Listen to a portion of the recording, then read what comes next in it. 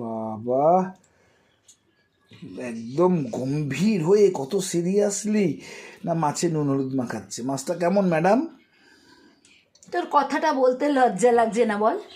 জানিস বউটার পা ভাঙা, জানিস নিজে এই রান্নাগুলো করতে পারবি না, তোর কি বাড়িতে মেয়ের বিয়ে লেগেছে? তুই কি মাছ এনেছিস? তুই দেখ তো, তুই দেখা দেখা দেখা, আমার ভিউয়ার্সরা তোকে দিয়ে দেবে কতগুলো মাছ এনেছিস।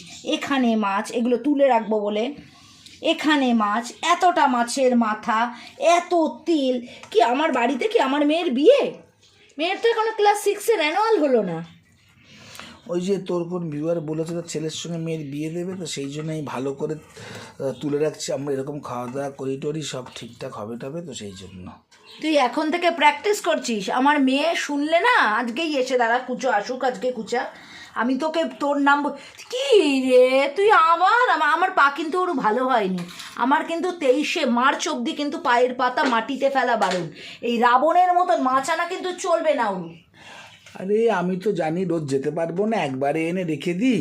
তুই তো সেই খাটছিস 100 দিন, একদিন বড় করে খেটে বিছানা নিবি, আমি তোকে 10 দিন এই মাছ খাইয়ে দেবো। ফ্রিজ থেকে বার করবো, গরম করবো, খাওয়াবো। ফ্রিজ থেকে বার করবো, গরম করবো। তুই জানিস না আমি ফ্রিজের খাবার খেতে, ফ্রিজের মাছ খেতে আমার ভালো লাগে না। তুই কি করেছিস বল?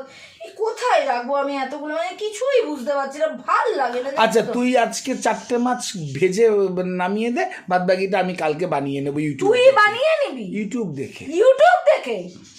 ইউটিউব ধুনি? হ্যাঁ। মাথায় না বিশ্বাস কর ভালো লাগে না রে। অলওয়েজ কি যখন সুস্থ ছিলাম তখন আনছিলিস, খেচাই চেঁচাই যা ইচ্ছা করি রেঁধে দিয়েছি। তুই কি রাবণের মতন মাছ নিয়ে এসছিস? এভাবে হয় না সংসারটা। সংসার খুব নিষ্ঠার জিনিস। সেখানে বরের শরীর খারাপে বউকে ভাবতে হবে, বউয়ের শরীর খারাপে বরকে ভাবতে হবে। এই তোর ভাবার যদি ছব্বা হয়। কাল বাদ পরশু আমি প্যারিস গেলে তুই খাবি কি করে রে? হাত পুড়িয়ে তো এখনই খেয়ে হাতটা কাজের মেশোর মতন বানিয়েছিস।